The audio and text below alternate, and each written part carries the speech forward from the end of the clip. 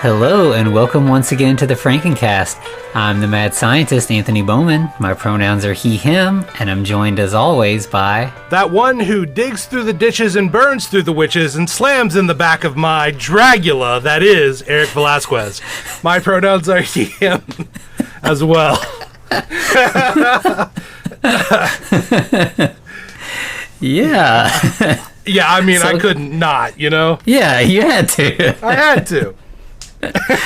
Yeah, so we're finally going to be talking about the Munsters here in the main feed. As we've been teasing, we've been talking about the Munsters for a little bit over on Patreon, but the Rob Zombie movie's coming, so we wanted to give you all a little bit here in the main feed. So we're talking about the Munsters Go Home. Yeah. So this is the first Munsters movie from the original series. Yeah, it's interesting. You know, one thing that I kind of noticed as I was watching this is there have been some people who are a little skeptical about the Rob Zombie trailer, and I think people are talking about it's in color, which seems weird because we're used to the original series being in black and white, right? And that color looks cheap or doesn't quite look right, but this movie is in color and looks, pretty it looks similar to the Rob Zombie one in a way.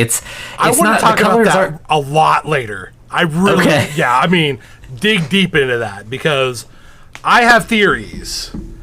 Okay. I have theories. All right. Well, then, let's go ahead and get right into it. So we know the main cast.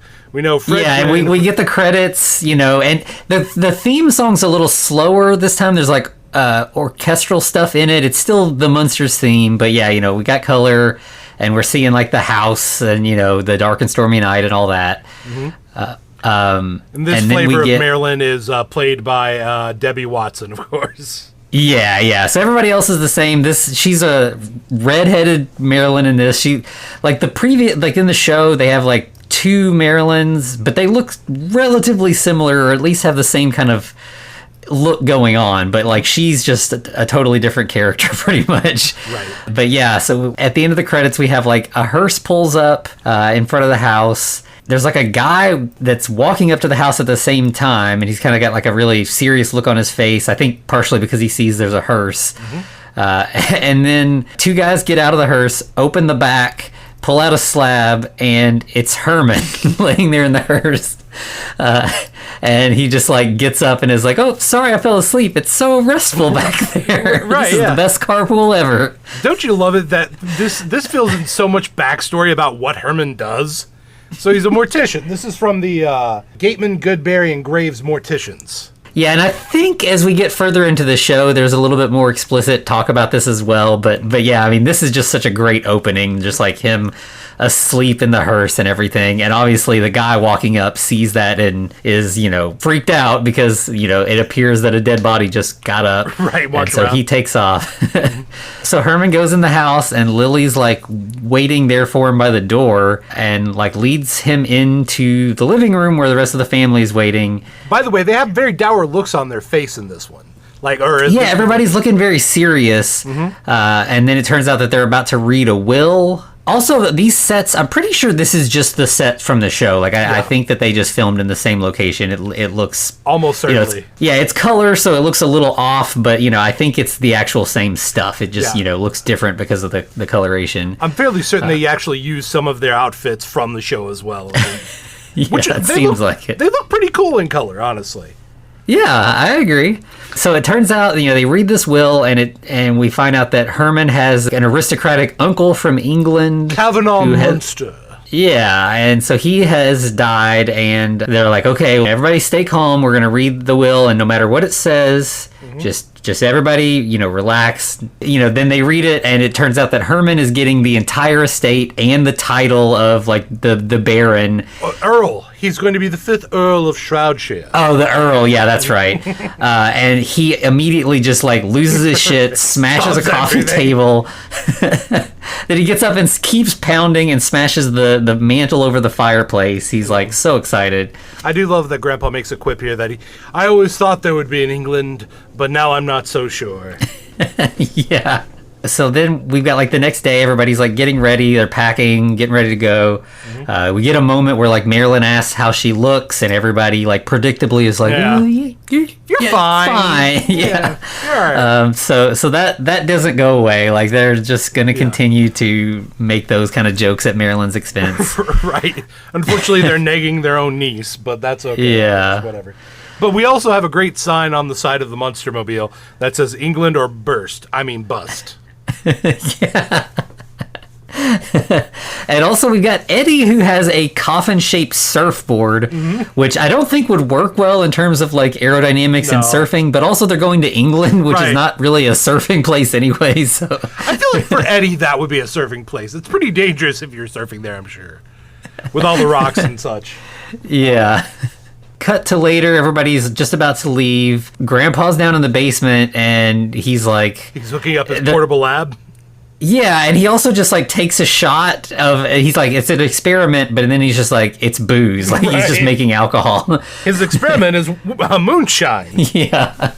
Also, when they're talking about Marilyn's looks, they're like, well, we hope she'll at least maybe find a nice boy on the trip. Right. They're always really concerned with her finding a boy. Yeah. It's like a double-edged thing where, like, not only are they, like, down on her looks all the time, but they also don't really think she has anything to offer other than, like, finding a guy who would put up with her terrible looks. Yeah, so that's rough. One thing we do get here as they're getting ready to leave is maybe later in the show we'll get a little bit of this, but I don't think we ever get quite as clear a view of Spot the pet as we do in this moment, which is, you know, he's a dragon that lives under the stairs and is clearly just like a giant, you know, mechanical flamethrower shaped like a dragon. Right. But also it's a pretty good prop for 1966, so there you go. Oh, definitely. And as they leave, like, Herman locks up and then just puts the key... right above the doorway. Who's going to break into the Munsters' house? But, you know, obviously this time period, that I think that was more common anyway. Right, but also, to be fair, who's as tall as Herman to see that key in the first place? Yeah, true. And then we just cut away to Munster Hall in England. We've got, like, some workers who are unloading these big, like, coffin-sized crates. And there's like wolves howling in the distance. Yeah. And it's just like these two workers, and they're kind of discussing like, there's all these nasty rumors about Munster Hall. One of them says like, I heard there's a murder here every week. So like before our Munsters even get there, clearly people are kind of, you know, uncomfortable with this house anyway. Right. The Munsters definitely have a history, but maybe not such a bright history as the American version of the Munsters. Yeah. Cut back to our Munster family. They are on the ship now. They're headed to the cabin. Herman is decked out in the most ridiculous costume. He's got like a bowler hat that is a little taller than a normal bowler, but then it's also on his very tall head, so it sticks up really high. He's wearing sunglasses, and Lily's like, I feel like people are staring at us, and Herman's like, I don't understand why, because I've tried to be really low-key, and then he turns around and his jacket is all bedazzled. Yeah, with Lord Munster embroidered back there. Yeah, it's ridiculous. By the way, this Herman, he's got some bling. He's got the drip. Yeah. We'll, yeah, he's leaning into the Lord thing pretty hard. Yeah, later on we're going to see his racing outfit, which definitely inspires something. I don't know what, but it does. Yeah, it's a look for sure. So they all kind of go in their room, and then like as they're going into the room, there's a guy that walks past, and we kind of just stay with him after they go inside, and he is like absolutely plastered drunk. He's so plastered he walks in on presumably a woman's room. She screams at him, and he's like, "Oh!" And they just kind of lingers there, and it's like, "That's gross. Don't do that." Yeah. It's really bad because it's like he's looking for his wife. He keeps calling for Emily, and he peeks in this door. You hear a scream. He shuts the door, and then he's like, "Huh, that was something interesting. I might want to take another look at that." And he opens the door again. So it's like not only does he pause to look, but he like backs out and then chooses to go back in for another peek. So it's real gross.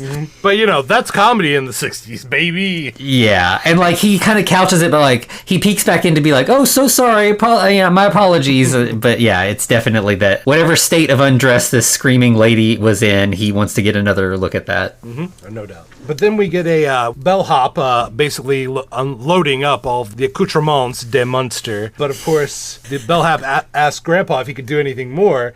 And Grandpa's like, nah, you're good. Then he, like, goes to... It looks like he's almost about to kiss his hand. But then he goes to bite the hand. And Lily's like, no, bad Grandpa. Yeah. Yeah, so...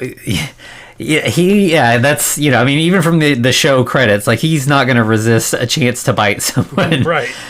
He's a vampire after all, right? Maybe? Yeah. Mad scientist but that's the thing is, like, Lily is also, I think, a vampire, but she doesn't have the temptations that he does, and, like, gets mad at him when he goes after somebody. Yeah, she has more self-control. Yeah. But then, right after that, Lily has a conversation, or her and Herman kind of team up to talk to Marilyn.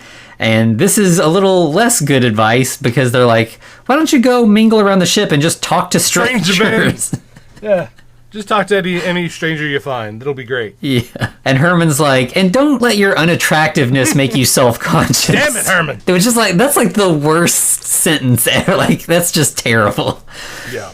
So then Eddie's like, basically is like, hey, can everybody say some exposition so we can get this story moving?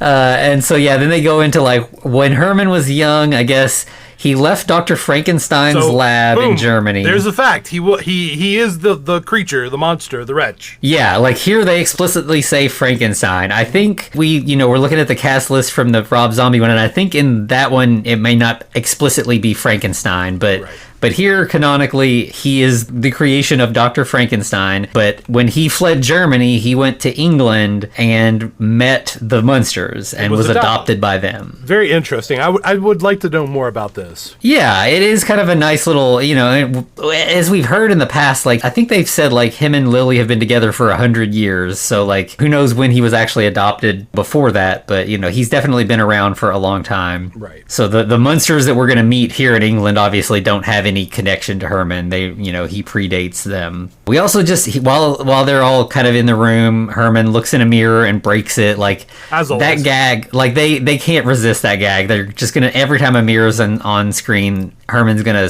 break it. Like, it's it's almost like a catchphrase in a way, just like a visual catchphrase. Yep. I would have it no other way.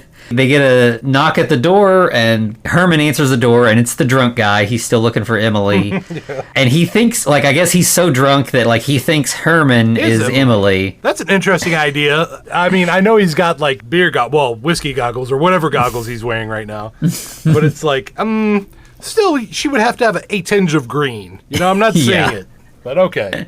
Herman just immediately, like, shuts the door on him, and then he starts, like, bad-mouthing his wife, like, fine, I didn't want to talk to you anyway. Right, I don't like you anyway, Emily. Yeah, and then the actual Emily comes up behind him, and, she's hearing him talk bad about her, but she, like, drags him away presumably to their room. Yeah, but the funny thing is, the lady that he peeped on hops out, and she's giving him a dirty-ass look.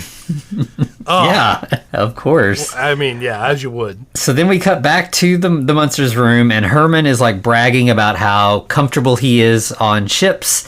He's like, he's like talking with, like, sailor slang and just trying to, like, act like this is his territory. He's just ready and like the mighty Viking. And then, like, instantly, as soon as the boat leaves the harbor, like, inches away from the harbor, he's like instantly seasick, panicking. So then it just pretty much cuts to, like, it's been a couple of days and Herman hasn't left bed. Like, he's just been seasick for days. Right. Not only that, he's so sick his tongue's even a shade of green.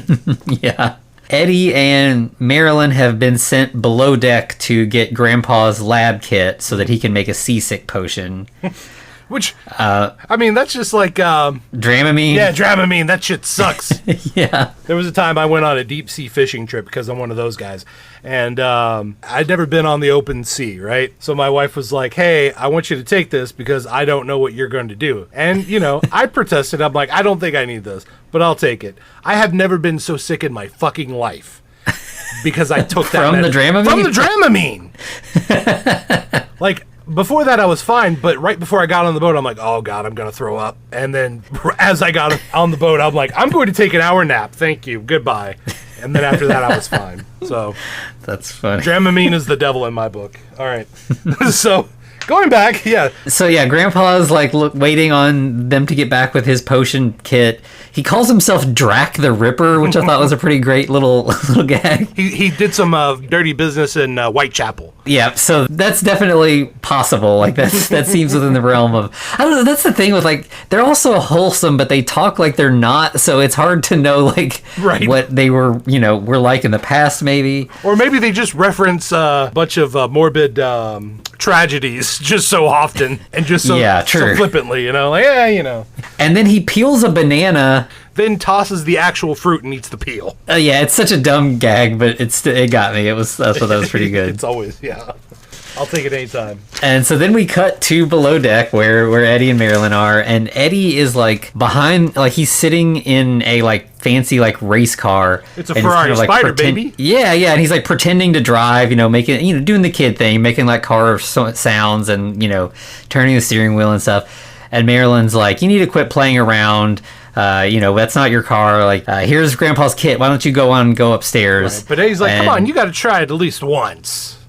Give it a shot. Yeah, and he's like, you're no fun anymore since you've gotten older. Yeah, at the old age of 19. Yeah. So he takes the kit and goes upstairs, and I think Marilyn kind of like takes that comment to heart and is like, well, maybe I should be a little more spontaneous. So she gets in the car and starts pretending like she's driving. Right. Then she's interrupted by a rather fine English gentleman. Yeah, this is this handsome young man, the exact kind of person that Herman and Lily want Marilyn to run into. Mm-hmm. And it turns out it's his car, and he's like a racer, and this is like his race car, basically. Yeah. We get his name, I think, later as Roger. And he's into Marilyn. Like, they're instantly flirting pretty hard. Yeah. Bully's also into a lot of vehicles because he name drops his first love being his Triumph, but that's later. The guy loves his cars just like he loves his women, is what we're saying. Yeah. So we cut away from that back to Munster Hall. We finally meet the British Munster family. They are really mad about learning that Herman has inherited their house away from them, basically. Yes, they're both angry and a little bit off. We're going to find out that their names are Freddie, Grace, and Mum. They're already trying to figure out a way to get rid of the American Munster family. Well, the good news is Freddie has a great idea. He's going to take something jagged and just bash Herman in the head. Yeah, Freddie is like very single-minded. He just wants to kill stuff. Mm-hmm. Like whenever the plan goes wrong, he's like, "Well, I could kill him. Well, what about that? That might be a plan B." Hey, that's always an option with Freddie. But to be fair, I feel like the other Munsters, the American Munsters, would be like, "That sounds like a solid plan, really." Right. But Mum is like, I got a letter from our mysterious leader, the Gryphon. Mm-hmm. The Gryphon has a solution to our problem. So we're going to scare them away. Gryphon's got some ideas. So that's what we're going to go with. Well, is the Gryphon real? Freddie and Grace don't seem to believe so. Yeah, they're very skeptical of this. They kind of think that it's like something that their mom made up to like command them into doing stuff. But Mum and the butler Crookshanks, they know better. They know that the Gryphon is real. Right. And Crookshanks, Crookshanks is John Carradine, our Dracula from the last couple Universal movies. That was wild. He looks very different in this. He's like got red hair and like huge bushy sideburns. The old person makeup they slapped on him looks pretty good too. I didn't recognize him at first, but I was like, something about him looks familiar. Like he's somebody, and I had to look it up. But yep. Yeah, I saw John Carradine and I was like, oh, hell. All right. Who's he? Is he Grandpa's, like, brother? That would have been a great gag as well.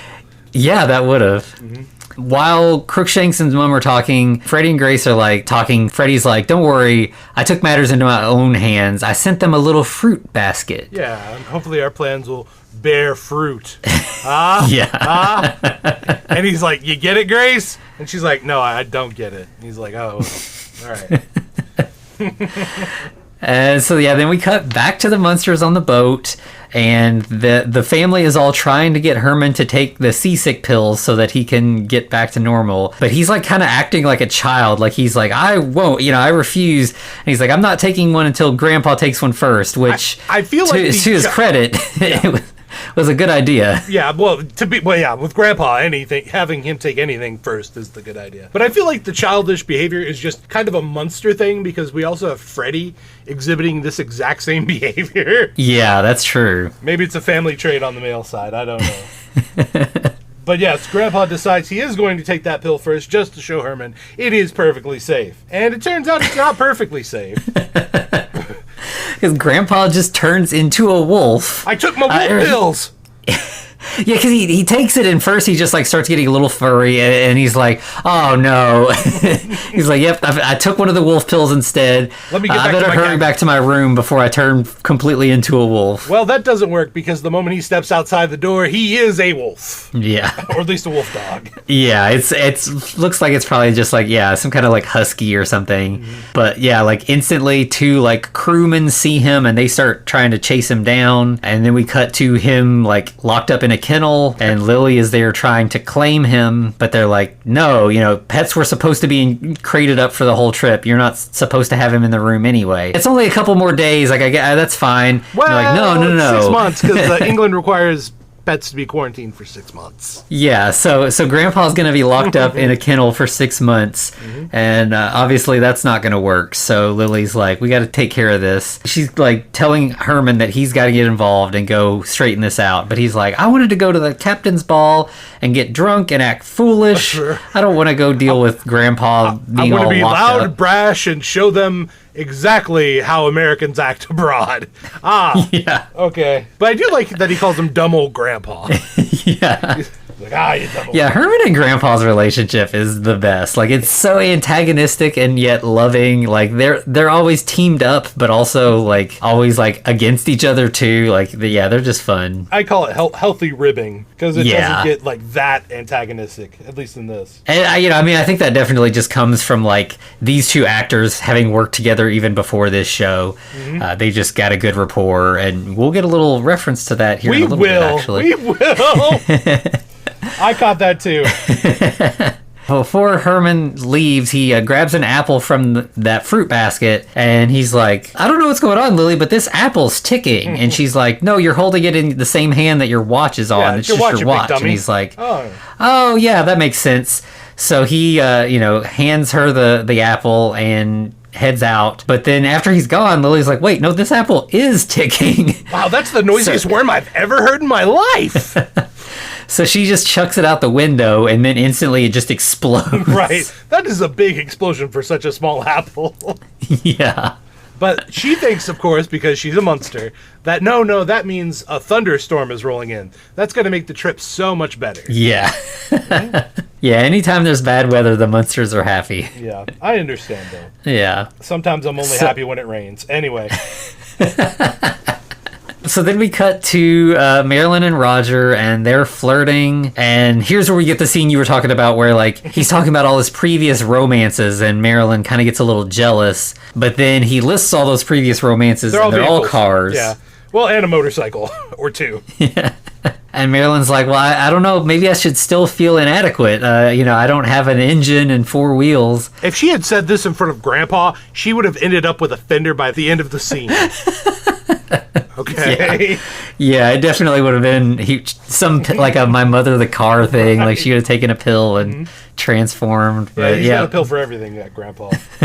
Luckily, Grandpa doesn't hear, and Roger comforts her. He's like, I'm pretty happy with your standard equipment. That's a pretty smooth kind of pickup line, though, So, yeah, she's feeling good. They're making a connection. And, Marilyn's like, I don't understand. Like, all the previous guys I've met, like, they just disappear. Like, nobody sticks around. It's like, as soon as they meet my family, they're just gone. Like, they don't have the staying power. But you seem like you're into this, and that's pretty nice. Yeah, well, Roger's not like other guys. Yeah.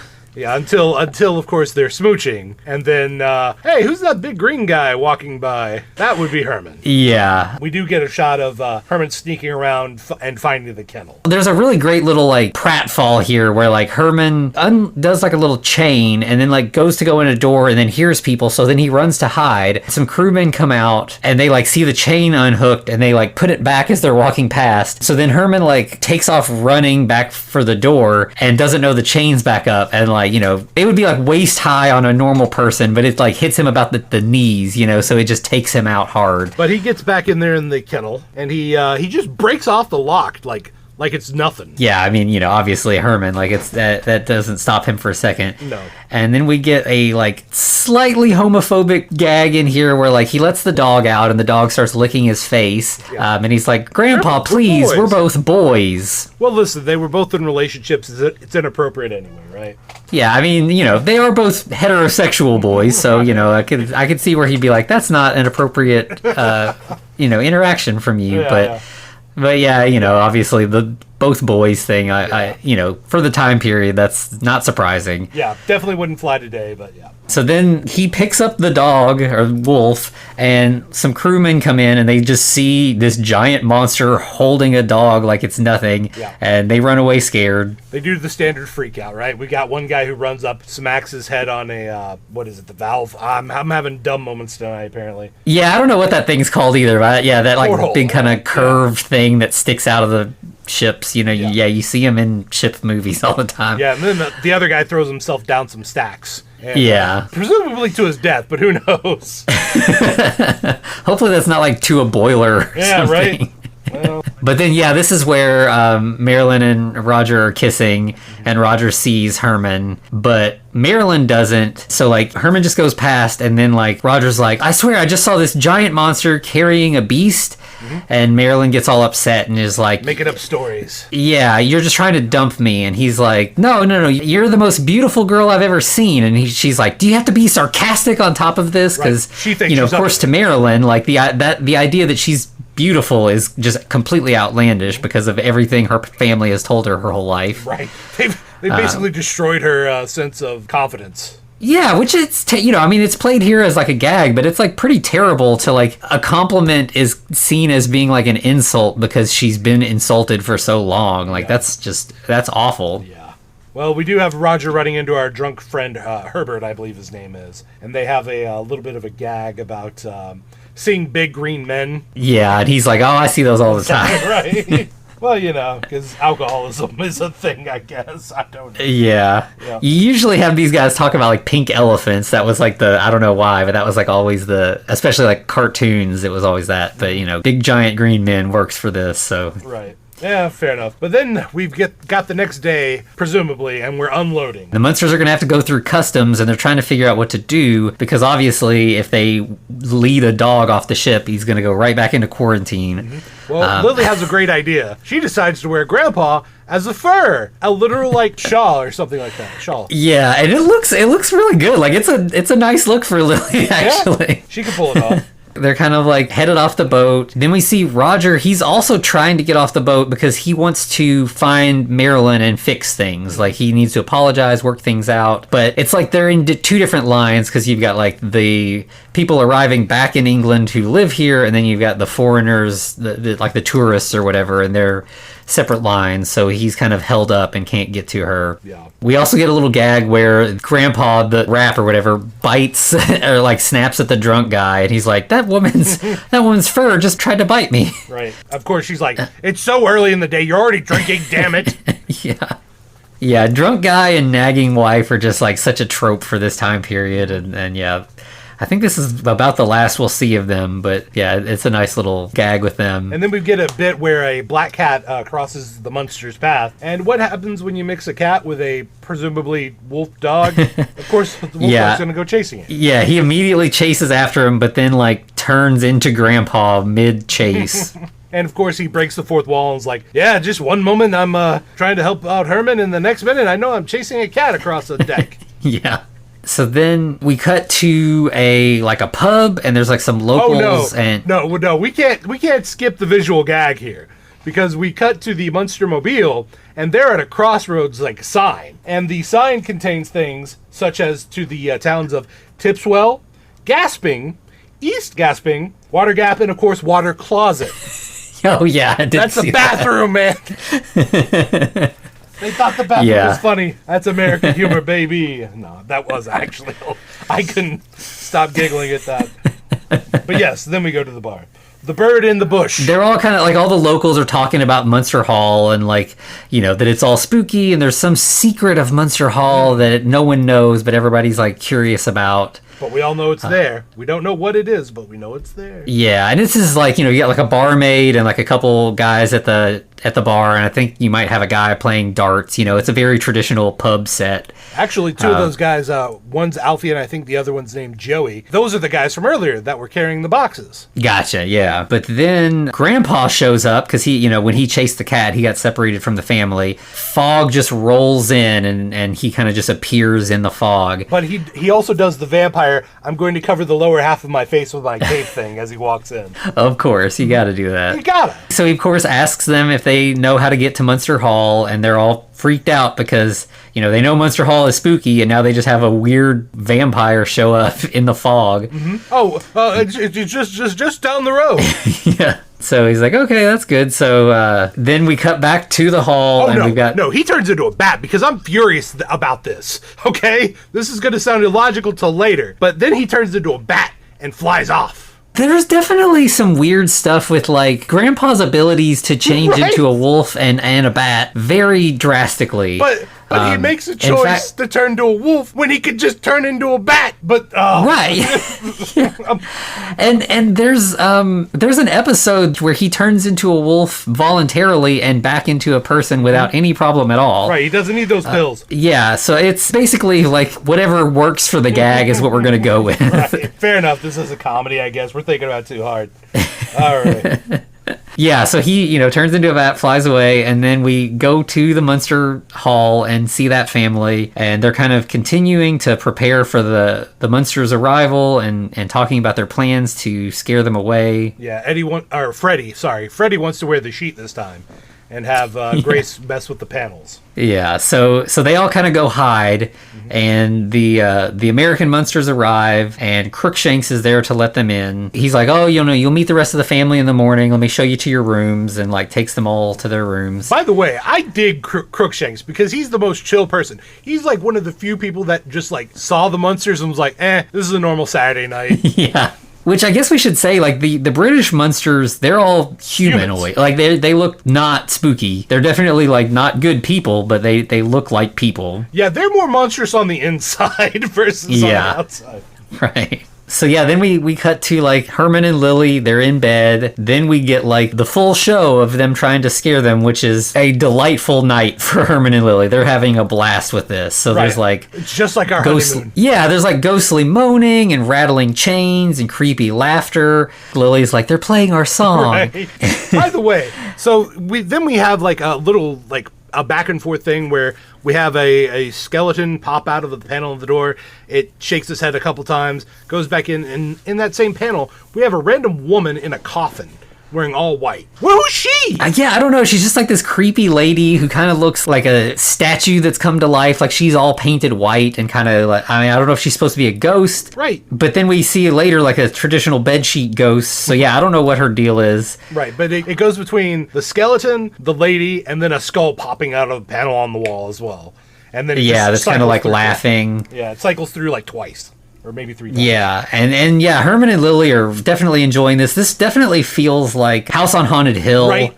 Like the scares from that, especially the dangling skeleton, like is just very much that. Yeah. Well, then we get somebody who gets dropped from a rope. Presumably. Yeah, I'm guessing that's got to be a dummy, right? Like like a hanged man that... In real life, yes. In the story, with these monsters, who knows? True, yeah, that's true. And then the last big scare is like a bedsheet ghost, which is, as we said, Freddy. They're so excited. They're just like, they're enjoying the show. They're like, this is so great. They're making us feel so welcome. And then Freddy sees Herman and Lily, and he gets scared and runs away.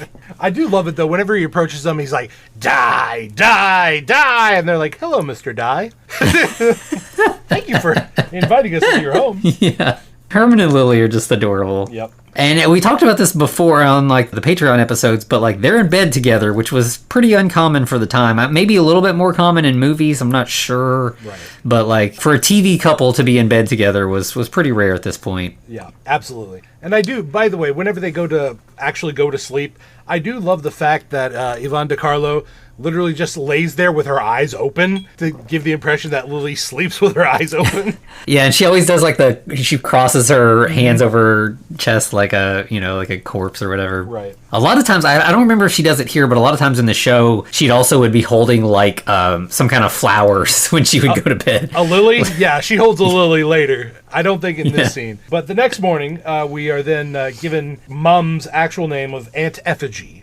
Right, which is such a good name. I love that name. That's going to be a D&D villain for in one of my campaigns. Yeah. And then, so the Munsters come down and see them, and, like, obviously the whole family now getting to experience their monstrous cousins from across the pond are, definitely freaked out. And I do like how, of course, with Aunt Effigy, the moment she sees them, she drops her monocle into her tea. Then she uses like a little, I guess like a coffee cake or a sponge cake that has a hole in it, like a donut, as her monocle. Yeah. Yeah, that was a pretty good gag. Yeah. And then, of course, Herman goes to formally introduce himself to Freddy. And the moment he gets near Freddy, he's like, "If you kiss me, I'm going to scream." It's like, that's pretty random, my dude, but okay. I feel you. Yeah, Freddy is such a weirdo. Like, he's definitely a high point for this because he's just so strange. But he fits in an odd way. Yeah, that's true. So we cut away to like a really short little scene of the pub, and like the villagers there are all like riled up about Munster Hall. They're still talking about the secret, and now we have this weird creepy guy who showed up and wanted directions there. We're kind of building towards like a pitchfork torches kind of moment here. Like they're all kind of antsy about what's going on in the mansion on the hill, sort of. More specifically, a gentleman they refer to as the Squire, who we'll come to know as Squire Moresby, feels that it's all very un-British, sharing your wealth. Yeah. Which, wow, there's a fucking mood. Yeah. Yeah. And then we're going to get another scene with him pretty much right away. And like, he's just, he's a like aristocrat. Yeah. Like he's a jerk because he's rich and that's all he knows. And he's just kind of rude to anyone. Yeah. So in this case, Marilyn is biking and he is also biking, and they like crash into each other, and he ends up like rolling down a hill and falling into a puddle. Yeah.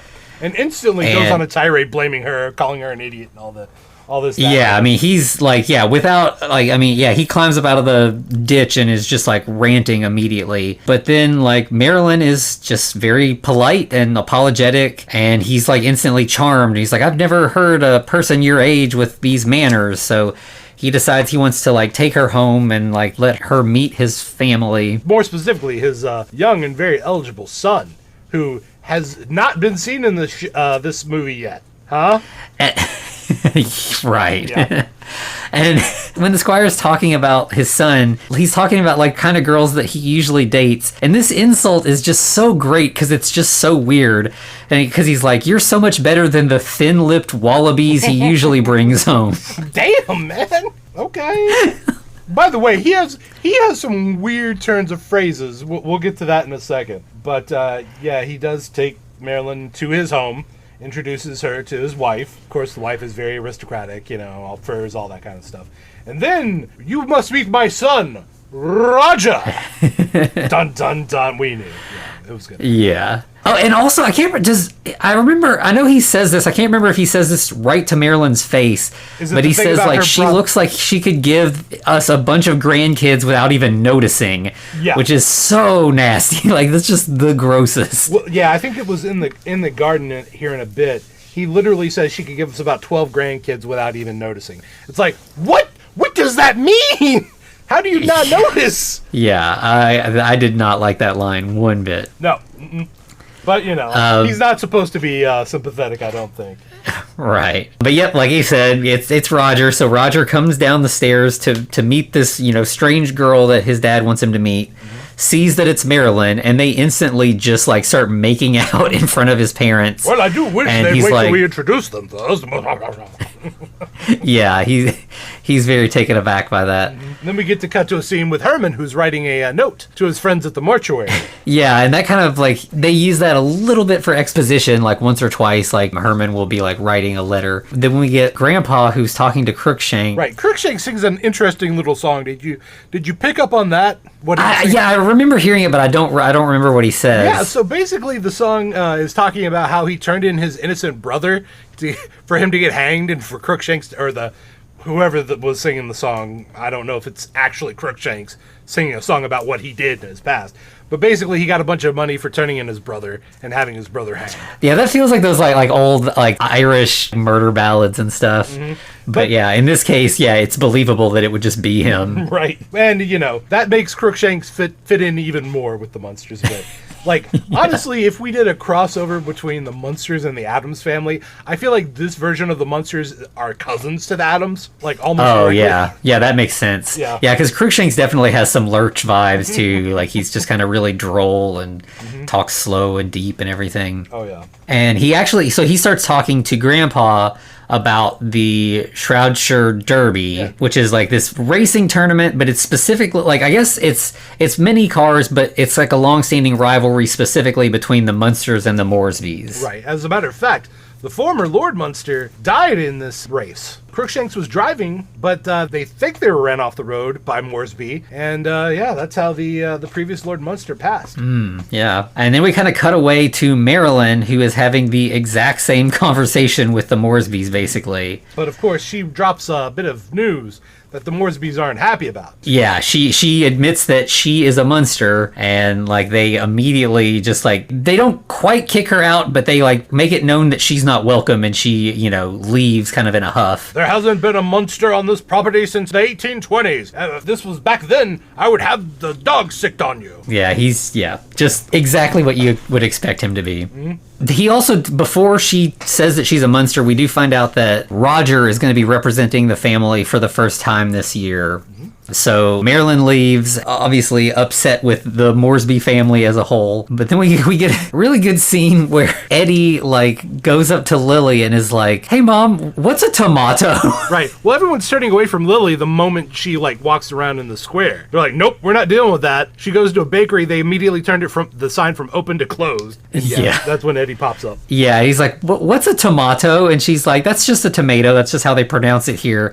And like we only see like the way Eddie's facing, like we don't see him fully. And she's like, "Why do you ask?" And then he turns and he's like, "Because that's what those kids are throwing." And he's just got like tomatoes splattered all over him. And then of course we get the kids sing a wonderful rhyme that didn't give me PTSD. Munster, Munster, evil eye. Munster, Munster, die, die, die. Yeah, and it's like a big group of kids, and they've like choreographed and like planned this. Like they've got it all synced up perfectly. They've been working on this. So clearly none of the actual Munsters from America are having a good time. No. We cut from there to a scene of them all back at the house, and all the American Munsters are complaining about how the locals have treated them really poorly. Herman's like, "There's like a secret of Munster Hall. Maybe if we figure that out, we can figure out why the townsfolk are all upset with us." Right, of course. As is pretty common for this, Herman's like, "All right, I'm going to get to the bottom of this." And Lily's like, "No, you're not. Herman, yeah, stop. You're not going to play detective. You're going to get yourself into trouble. Just go tell the police. Well, let them handle it." Herman and Grandpa give each other a look, and they both kind of wink. So Yeah. the decision has been made. Yeah.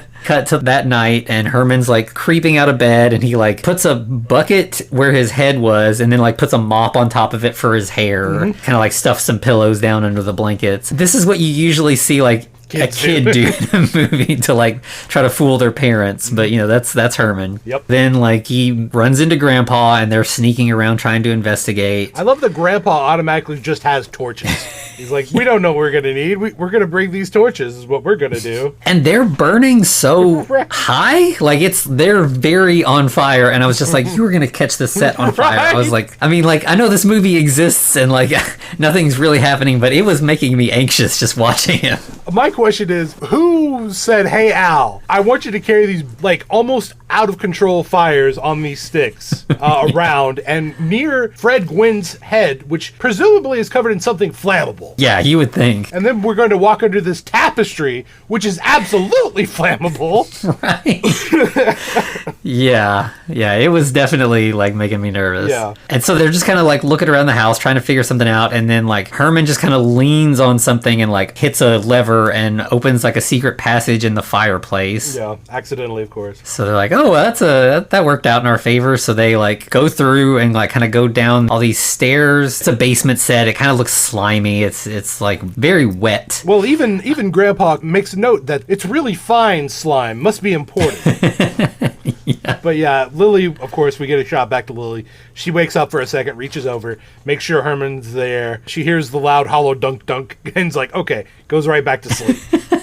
Right. Yeah, and then Herman and Grandpa get blocked because like a gate falls down in their way. Right, just random gate. Yeah. The sound of the gate falling wakes up Freddy upstairs, who grabs a pistol and is going to go investigate. Perfectly normal I guess it would be a perfectly normal reaction in that household. But yeah. Right. So at that point, we pretty much cut back to Herman and them, and Herman just bends the bar. By the way, this is very D&D to go back to that. You have Herman bending the bars and just walking through it. And then we have a little dungeon crawl here in a moment where they're going to go over a pool of acid. Oh, yeah. That part was very much that. Mm-hmm. We also get a bit here, somewhere in here where like, so while Freddy is getting ready to like investigate, Eddie knocks on his bedroom door and is like, I can't sleep and I can't find my dad. I need somebody to kiss my doll goodnight. It's his, I think he calls him Woof Woof. Mm-hmm. It's just a little mini werewolf doll, basically. Freddy's like not really wanting to kiss this creepy doll. And then Eddie's like, well, can you kiss me goodnight then instead? And he's like, okay, fine, I'll kiss the doll. But this was almost an endearing moment for Freddy.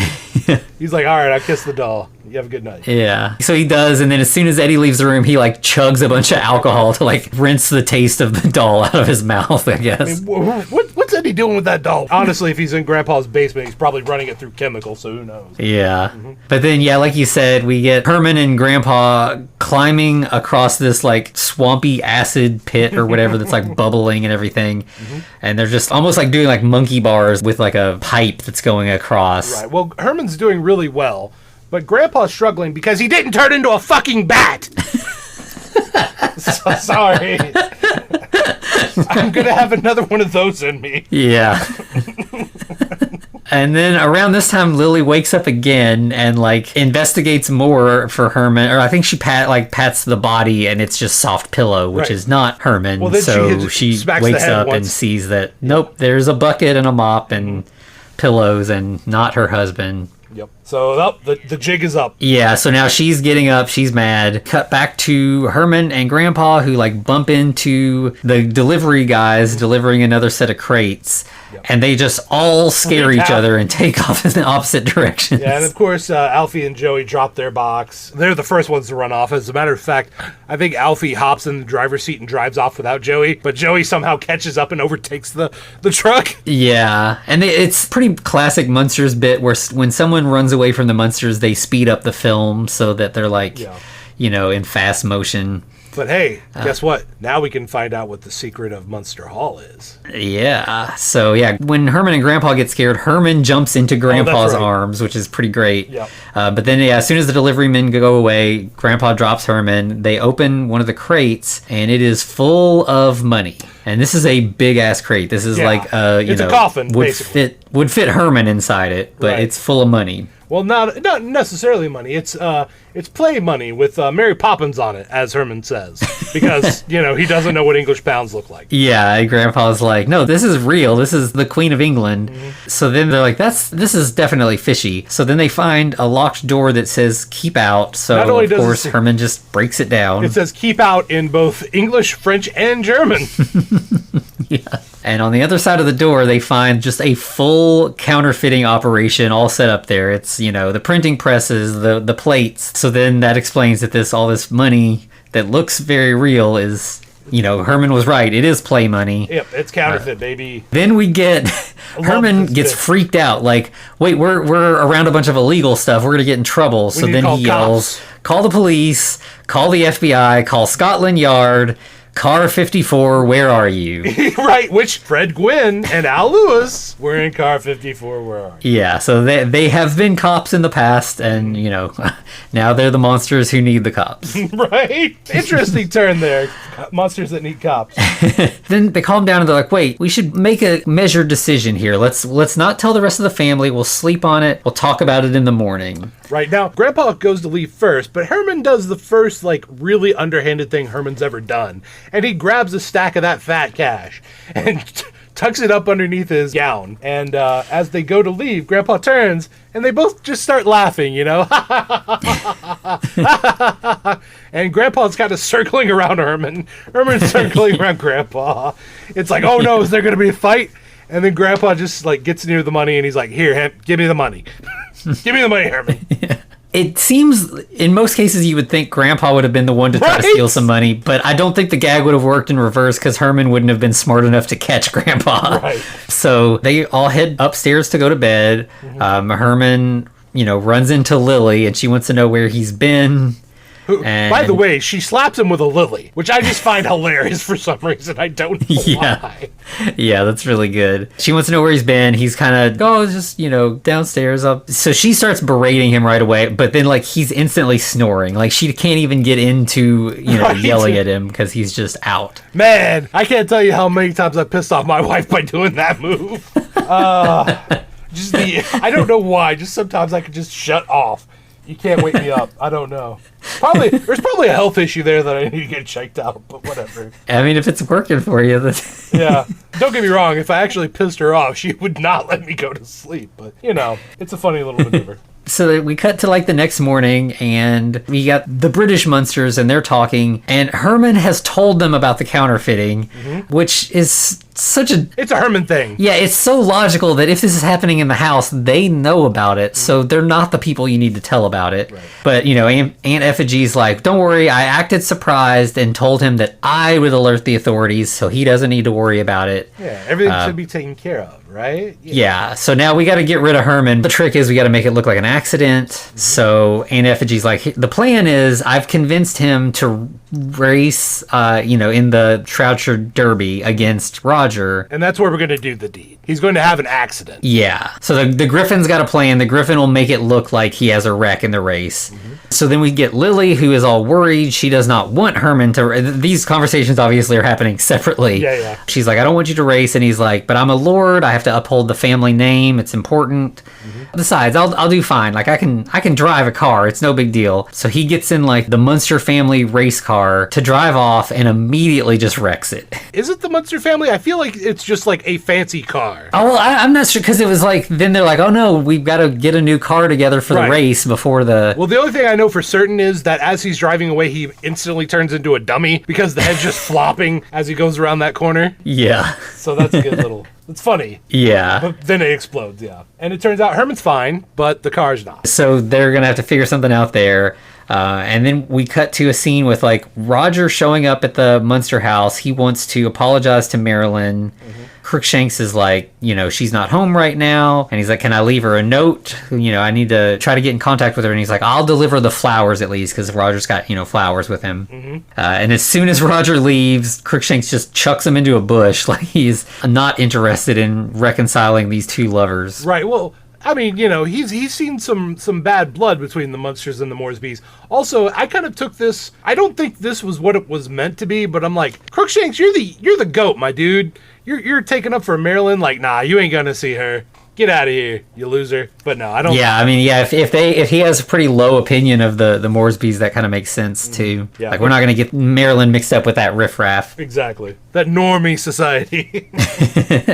So then we have Herman and Grandpa and Eddie. They're all together kind of working on this new car for the race. Well, Herman's in a coffin, so it's maybe he died, but no, we know he didn't die because he was fine. Oh, yeah. But it's a nice coffin. Somehow, in the process of working on the car, too, Herman manages to light himself on fire. He sits on a blowtorch. Considering that they were dealing with those giant-ass torches the night before and he was fine, I don't know why here is where he catches himself on fire. Yep. Well, he, of course, dives into a watering trough to cool off, and he really enjoys that for some reason, but I'm not here to yuck anybody's yum. Right. But this is our first glance, basically, at what will become Dragula. Yeah. I'm pretty sure Dragula already exists in the show, because, we're kind of watching this out of order with the show, but because Dragula does show up in the show eventually as well. But this movie definitely works hard to, be a standalone thing, so it kind of introduces it as its own unique thing here. Yep. And then we get a little brief scene at the pub again. People are gambling on the race. Freddie comes in, orders a drink, and then bets on Roger instead of his own family. Right, which you would think everybody would be like, nah, that's sketchy. But yeah, everybody just takes it in stride. They're just like, okay, fine. They're almost like, oh, so you finally understand that your family's not good and you're just trying to make some money at least out of losing. Then we finally get to see the Dragula in its full glory. Herman's, in the car. car. Not only Eddie is he and in the Marilyn car, are standing beside it. he's styling and profiling in that black leather daddy cap and the jacket. Yeah. Okay. Yeah, he's definitely got like the biker thing going on here. And yeah, that cap was definitely like of that time for sure. By the way, do we want to get into my theory now or later? Yeah, let's get into it now, sure. Okay, the new movie that's coming out is at least going to have a chunk of this current movie we're talking about in it, because we do see Herman in the Dragula, in the black leather daddy cap with the jacket. This race is going to be in the new movie. That would make sense. And I mean, we've heard some other, like, I feel like this movie is definitely it's gonna be its own continuity, but it's definitely gonna refer to a lot of things from the existing continuity. Right. So yeah, I would definitely expect that we're gonna see Herman do some kind of race. And I mean, obviously Rob Zombie is gonna have to put the Dragula in his movie. Like, he can't not. He kind of painted himself into a corner with that one. Right. I'm very curious to see if he will put the song in the movie. I mean, he owns the rights to it. How could he not? Yeah. You know, it's literally free for him to do that. Right. And like, part of me thinks that he'd be like, oh, that's too on the nose. No. But also... No. I've seen Rob Zombie movies. He would absolutely do that. And like, I mean, it's a slam dunk moment. Like, yeah. Because when the car shows up, and if that song starts playing, people watching the movie are just going to go ape shit. Like, I know I'm going to be like standing on my couch when that song starts playing, if it happens. Absolutely. That's going to push it over from probably to, okay, this is now one of the greatest family films of all time. Yeah. Yeah, because I don't know if he's like, there's that new Barbie movie that's coming soon. And one of the first announcements that they made about it was the song Barbie Girl is not going to be in this movie. And everybody was like, wait, what the fuck? Why not? Right. Like, why would you not? So, Rob Zombie, we're holding out hope that you're going to at least do the thing and put the song in. Do the thing. Even if you have to go back and do the thing now. Please.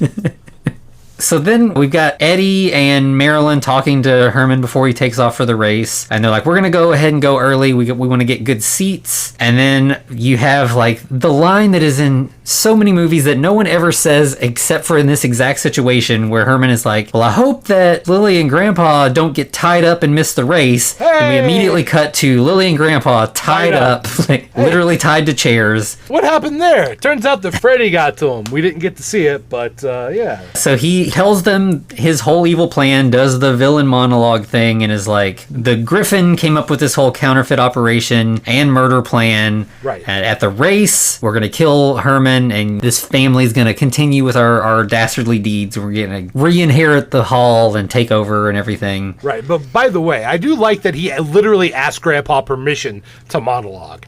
He's like, ask me. Ask me what the evil plan is. Ask me about it. Yeah. Okay. Sure, tell us the evil plan. Yeah. And then we cut to at the race. Roger is getting ready. He puts on his like big helmet that kind of like fully obscures his face, and he's in like a racing kind of jumpsuit. Yeah. And then he gets knocked out and replaced by another driver who is in the same exact outfit, except for one tiny detail, which is a little Gryphon embroidered on the racing gloves. Yes, so we know the Gryphon's in the driver's seat now. Yeah. And of course, with the full jumpsuit and the helmet, nobody else knows that. It just looks like Roger. Now, I will say that earlier they did mention that Aunt Effigy does know how to drive and was a very competent driver in her youth. So maybe she's behind the wheel. Who knows? We'll see, yeah. Yeah. And then we see back at the hall, Lily and Grandpa do this like elaborate like acrobatic routine to escape from the ropes. Mm-hmm. He literally does he flips her over his back. And yeah, it's impressive. Yeah, really, yeah. I mean, it's definitely stunt people, but it still looks really good. Yeah, it's like a super, not a ballroom dancing move. Maybe like that, yeah. But yeah, it's basically a flip, and turns out Grandpa learned that from Houdini.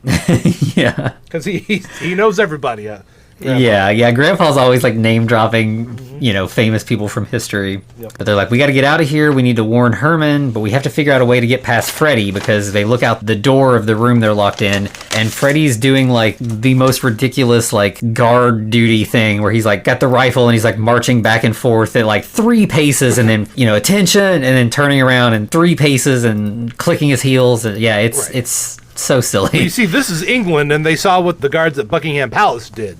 So, Right. yeah, that's what Freddy's going to do. Yeah. Then we cut back to the race, and Eddie and Marilyn are, they're cheering. They're all excited. They happen to be sitting right in front of the Moresbys, and they're like, come on, Herman, and then they're like, come on, Roger, Right. and they're like, Eddie's like, wait, I thought we didn't like Roger now. yeah. So they're kind of competitively cheering against each other. Well, Marilyn's cheering for just about everybody. Yeah. To a degree. So then the race begins, and all the cars kind of take off, and then we cut away to at home. The delivery men have arrived again. They're ready for a pickup, and they carry out 2 more long crates. Just 2, though. And they note how heavy it is, so if you know, Yeah. you know. Yeah, I mean, yeah. Right. Yep. So they're carrying out the 2 long crates. Then we cut back to the race. There's a lot of back and forth here, of course. Herman is in last place because Roger has run him off the road. But then he cranks the car into high gear and instantly just in fast motion and just passes everybody. He doesn't just shift it into high gear. He shifts it into go-go. That's a heck of a setting. That's like ludicrous speed. Yeah. But he immediately overtakes everybody. So, yep, he's in the lead now, and then we cut back to the delivery men. They're driving along with the crates, and they're like, what is the... You keep hearing this creaking sound? And, they're arguing over what it could be, and then... The boxes fly open. Lily and Grandpa just pop up and, sit up straight in the crates. Yeah, they don't do it. They don't, slide up. No, they do the vampire sit-up. And that was really good. I was like, oh, that's exciting. Okay. Right. Yeah, if you got 2 vampires in 2 crates, you got to do the dual vampire sit-up. Oh, yeah. I mean... Obviously, that scares the delivery men quite a bit. Well, honestly, for the first time in the movie, I'm like, oh, they're going to kill somebody. Right. But yeah, they end up just driving the truck into a ditch. Lily and Grandpa are completely unscathed, and they're not really concerned about what's going on with the delivery guys. They just get out, and there's just a motorcycle that's just on the side of the road with a sidecar that has the delivery company name on it. Just I don't know if they were supposed to meet someone there or what. It just happens to be coincidentally there, which is good for them, I guess. So they're able to just, Grandpa hops in on the bike and Lily gets in the sidecar. Right. And then they miraculously turn into 2 stunt drivers because those faces, you could literally see the stunt actors' faces. It's right. This is not Grandpa or Lily. Oh, well, whatever. Yeah. The wigs there are doing some heavy lifting pretty much. Yep. But hey, Herman has finished the first lap and he's in the lead. Yeah. And then the Gryphon manages to run Herman off the road again. And this time it bursts one of his tires completely. And it's not popped, it's shredded. It is just destroyed. I mean, you don't come back from that, right? Not unless you're Herman Munster. So he takes a scarf and just shoves it into the tire and then just puts some duct tape over it basically, and somehow that's gonna work. Well, that's not the magic ingredient. The magic ingredient is Herman breath because he just breathes into the inner tube. Right. So he's back on the road. He's good. And then you get Lily and Grandpa. They're driving the motorcycle and they're headed straight at a tree. You're right. And then somehow the sidecar splits off and they go around the tree on either side, but then they end up crashing into each other and wrecking anyway. Right. So now the motorcycle's out of commission. Yeah, and Grandpa's woman driver, blaming it on Lily. Right. Even though he was driving the motorcycle, she was just a passenger. Yeah. Well, of course, I do like that she scowls at him and it's yeah, okay, Pops, I get you. Yeah, I mean their rapport is really good together too. So, and then they just happen again, lucky coincidence. There's just some horses there, and they're like, we could take those, and Lily's like, but what if we get caught? Well, and Grandpa's like, it won't be the first time I was hanged as a horse thief. I really want to know his backstory now. Yeah. He's like, I've been hanged, I got better. That's fine. Yeah, we know this from zombie movies, Herman and Lily's backstory, but yeah, it would be nice to have the Grandpa prequel of the young days with Grandpa. Oh, that would be exciting. A grandpa. Right, that would be amazing. That probably would be R-rated though. Right, yeah, for real. Then we see the real Roger. He is in a shed and trying to escape, and he's kind of trying to shimmy out of his, he's fully tied up and everything. Yeah. cut to Grandpa and Lily again. Grandpa manages to get knocked off a horse, but Lily keeps going. Grandpa's like, well, I can't catch up, so he takes a wolf pill again to turn into a wolf. This son of a bitch could have turned into a bat again right here. And then he would have definitely got there quicker than her. What the hell, man? Yeah. I'm sorry. I'm too passionate about this. Especially because not only the bat would have been probably faster, but the wolf instantly gets intercepted by a fox hunting party. So he's now being chased by a bunch of hound dogs and men on horses. Right. So that completely backfires. Mm-hmm. Well, whatever. So again, we see the Gryphon continuing to try to, derail Herman. But we also have Freddie and Grace now watching from the sidelines. Basically, Freddie just was like, it's fine. Those two, they're never getting out of that room. Never, ever. Right. Yeah, because she's like, I thought you were guarding him, and he's like, it's fine. Yeah, it's fine. So the Gryphon finally does something that works pretty well. They spray shaving cream all over Herman's goggles, so now he can't see. I love it. And then we get this sight gag that gets repeated twice really quick back to back. Mm-hmm. He drives through a haystack, and there's a young couple who are hiding in the haystack, making out basically. Okay, these two are a little bit too horny. Okay? Yeah. Because, yes, they do fall out of this hay bale, but not more than 5 minutes later, they're in another hay bale. Right. Yeah, they're fully clothed, but I feel like it maybe was a gag or a trope back then that people would hide within hay bales, which seems like the most unpleasant place to try to make out with somebody. Listen, just all itchy and you got to get your privacy where you can get it, okay? Right. Yeah. True. I understand that. So it's he drives through the hay bale. They fall out. Then he ends up kind of getting right back on the road. Then Lily catches up to him on the horse, and she's yelling you need to stop, they're trying to kill you. And he's like, thanks. He doesn't understand what's going on. He's obviously in a loud car, and Lily's trying to yell from a horse. Yeah, he thinks she's cheering him on, right? Yeah, so he's like, I'll see you later, and he speeds up and goes past her. So that didn't work. Then we cut back to Eddie and Grace, and they're like, hey, where's Mom? You don't think Mom can be the Gryphon, do you? They're kind of driving that point home, so she's not the Gryphon. You can tell that already. Yeah, because even from the beginning, they seem to kind of suspect that she might be. Mm-hmm. And so then, since that didn't work, Lily tried, the racetrack must loop and curve around a lot. So she tries to set up a detour. So she blocks the road with a wagon. Herman drives straight through it, and the wagon is stacked with hay. And again, that same couple come rolling out of it again. Roll in the hay. Exactly. Exactly. I guess that's where that phrase comes from, a roll in the hay, but then we have again, Lily tries another attempt to block the road with the road closed sign. Yeah, and they end up, so they go a different direction, but it ends up not really slowing things down. It's just a different route. They end up going up over the cart delivering livestock or something. Yes, it's a cattle loading dock. Yeah, and they go up a ramp and then right back down the other side, and they're fine. Mm-hmm. And of course, Roger actually gets out at this point. He finally breaks loose. It escapes out into he breaks his bonds, I should say that, and then tries to escape out into the raceway. And then at some point, we see Grandpa getting treed by hounds, and he's turned back into Grandpa, stuck in a tree. Mm-hmm. Then we also have the Gryphon's crew dump a bunch of oil onto the road and try to act like it's an accident. And Herman starts spinning out, but manages to still cross the finish line first, going backwards. With style.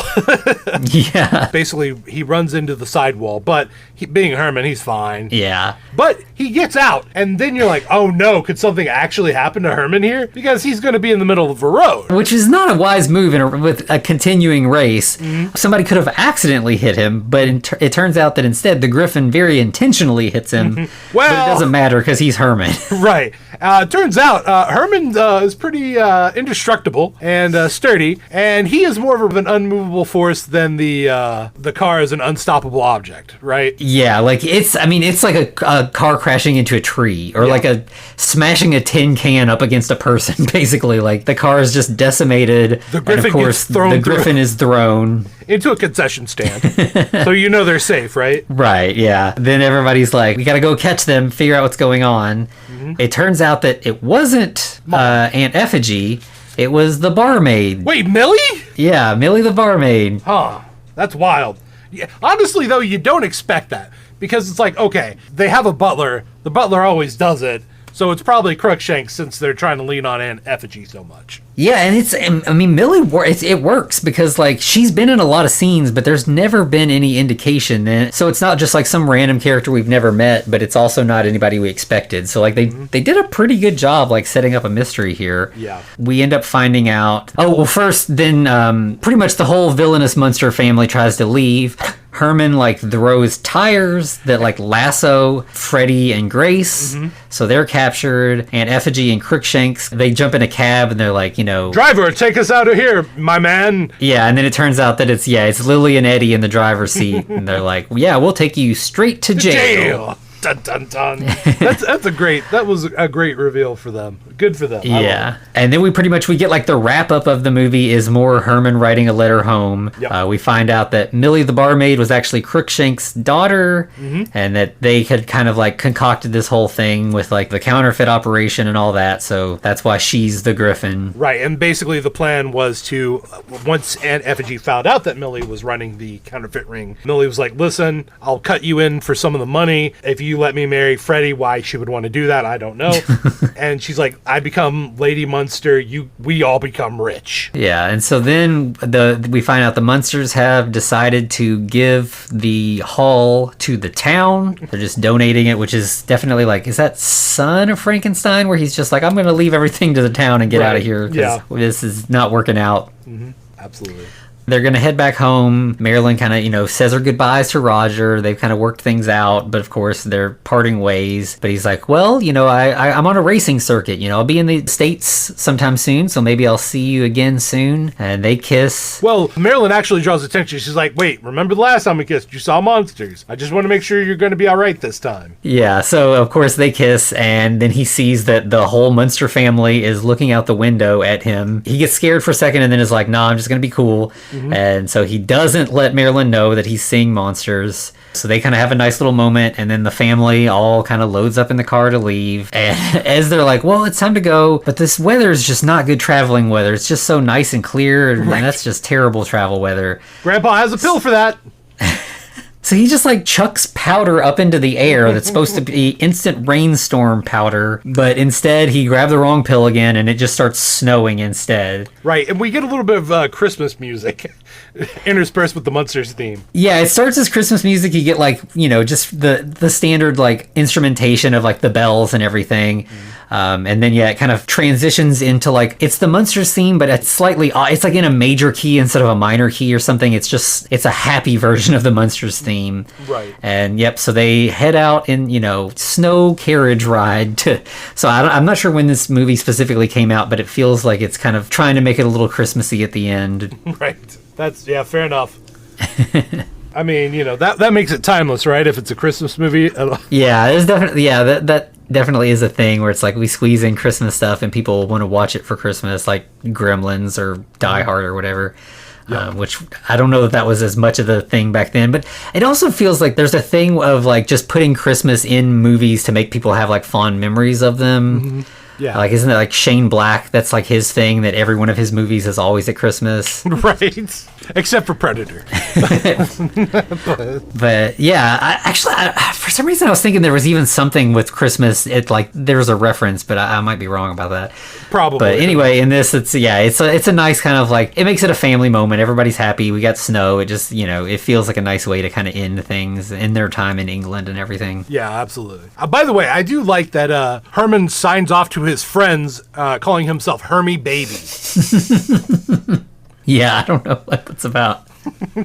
That's kind of like when he's like really feeling good about himself. That's what he always refers to himself as. But like to sign a letter that way is to your that's friends. Definitely a strange choice. Yeah, you know what? Good for him. I mean, if he feels comfortable enough around his friends to call himself Hermy Baby, whatever, man. Rock on. So this was wild, man. Like, it really looks good. Like, honestly, if you told me this movie came out in the 1980s, I would believe you. It looks that good. Yeah. I mean, the coloration looks good, and it looks strange, but it feels intentional, and yeah, like you said, it doesn't look like a bad like 60s movie that's got poor coloration or whatever. Like, the house looks good in color, the makeup and everything holds up well, which you could definitely imagine a scenario where it's like, let's just shoot all this stuff that was planned for black and white and hope it works, and it just may not. But yeah, it really does. Absolutely. Yeah, there's nothing special about the version that we watched, right? It wasn't a Blu-ray cut, or it was just, well, it was a Blu-ray, but it was a rip. Yeah, I mean, it's just the recent thing, but yeah, it's not like a special remaster or anything. I don't think they've ever done any kind of like deluxe. It came from, like, I have the Munsters box set that's just like, it's the whole show and the 3 movies and stuff, and it just came from that.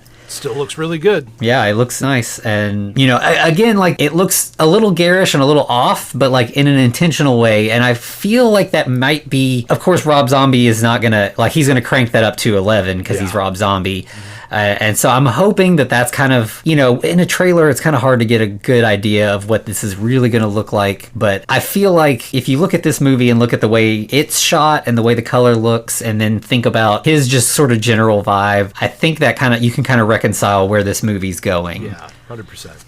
So we'll see, but I'm still gonna remain optimistic. I mean, I will admit that I'm not a very big Rob Zombie fan as far as his music, yes, but as far as his movies, not so much. They can be entertaining, but they're rarely good, in my opinion. Like House of a Thousand Corpses, it had its moments, but also it was there to mostly disgust you, I think. Yeah, I mean, he's got some ups and downs. There are some of his movies that I like more than others, but he's definitely, he's an inconsistent director, but I think it's just because, like, he's got a vision, he's going to do it the way he wants, he's going to have fun with it, and if you like it, that's great. If you don't, that's fine, too. Right. I think this will work. What I'm saying is I think this movie will work with that style. Yeah, I hope so. Yeah, regardless, we're watching it anyway.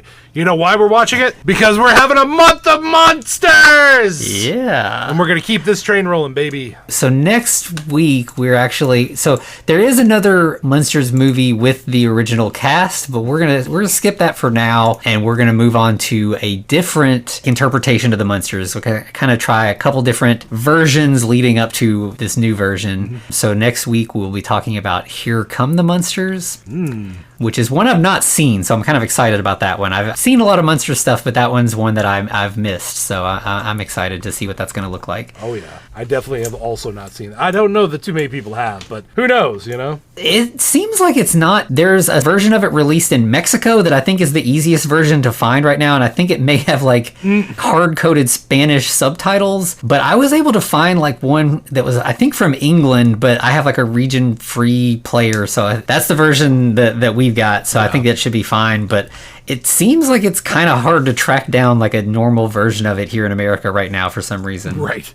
By the way, this Here Come the Munsters released in 1995, so that's very interesting. Okay. Yeah, it's around the time of the Munsters Today series, but I don't think it's the same cast. I'm pretty sure it's a unique thing. Yeah, it's definitely a different group. So that'll be interesting. We'll all get to kind of check that one out together for the first time. Yeah, so give it a look. All right, Anthony, where can they find us? So you all can find us on Twitter and Instagram and Letterboxd at The Frankencast. You can email us at thefrankencast@gmail.com. And most importantly, you can find us at Patreon, patreon.com/thefrankencast. And that is also, if you're enjoying us talk about the Munsters, we've been talking a lot about the Munsters over there. We've got a couple episodes where we've gone through the first, as of this recording, the first 4 episodes, and we're getting ready to put together the next 2 episodes. So there's plenty of Munsters content over there, as well as a lot of other non-Munsters, Frankenstein-related stuff that we think's a lot of fun. We're kind of just trying some different stuff out there and having fun, kind of deviating from the format of the main show. Absolutely.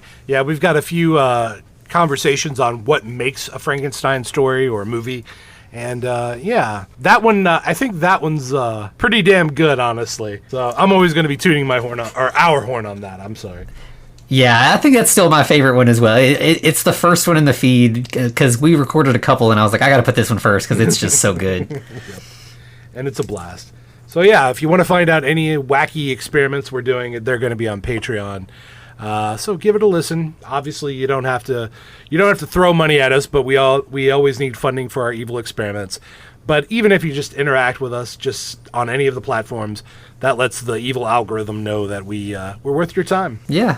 Obviously, monetary stuff is nice, but like rates and reviews on your podcast platform of choice, that is also super helpful. That helps other people find us, and yeah, that keeps us going. Knowing that we've got people who are excited about listening to it. Absolutely. All right. We got anything else? I think that's it. Well, in that case, to be continued. Looks like you've survived another episode. The Frankencast is a production of FCR Media. It's hosted by Anthony Bowman and Eric Velasquez. Follow us on Twitter at The Frankencast, or send us a letter at thefrankencast@gmail.com. Our cover art is by Amanda Keller. You can find her at Keller Illustrations on Instagram. Thanks for listening.